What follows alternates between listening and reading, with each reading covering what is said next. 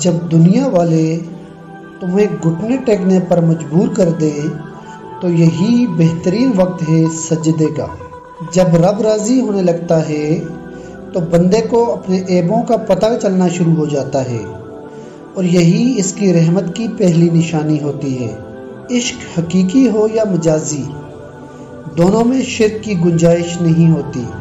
اکیلے ہونے کی سب سے اچھی بات یہ ہے کہ جب تم پریشان ہوتے ہو تو تمہیں سننے والا صرف اللہ ہوتا ہے۔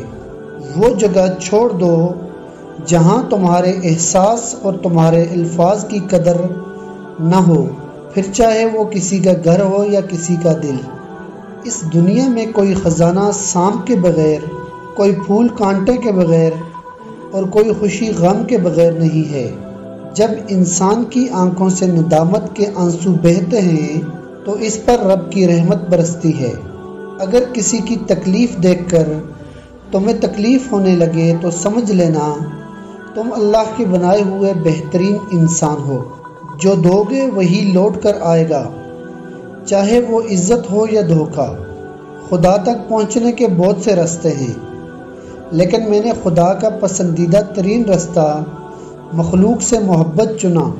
مولانا رومی رحمۃ اللہ علیہ سے کسی نے پوچھا، زہر کیا ہے؟ فرمایا کہ ہر وہ چیز جو ہماری ضروریات سے زیادہ ہو زہر ہے، جیسے قوت، اقتدار، دولت، بھوک، لالچ، محبت اور نفرت۔ میں نے بہت سے انسان دیکھے ہیں جن کے بدن پر لباس نہیں ہوتا، اور بہت سے لباس دیکھے ہیں جن کے اندر انسان نہیں ہوتا۔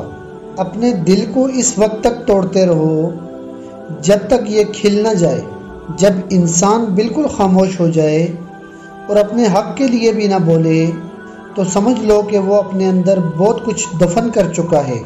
اگر تم عظمت کی بلندیوں کو چھونا چاہتے ہو تو اپنے دل میں انسانیت کے لیے نفرت کے بجائے محبت آباد کرو۔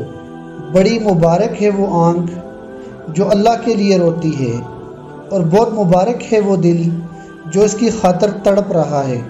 دل کا بار بار ٹوٹنا اس بات کی نشانی ہے کہ اللہ تعالیٰ آپ کو اپنے اور قریب کرنا چاہتا ہے۔ بس دعاؤں کا سلسلہ نہ روکے۔ شریف آدمی وہ ہے کہ اگر کوئی اس کو تکلیف پہنچائے تو وہ رنجیدہ نہ ہو۔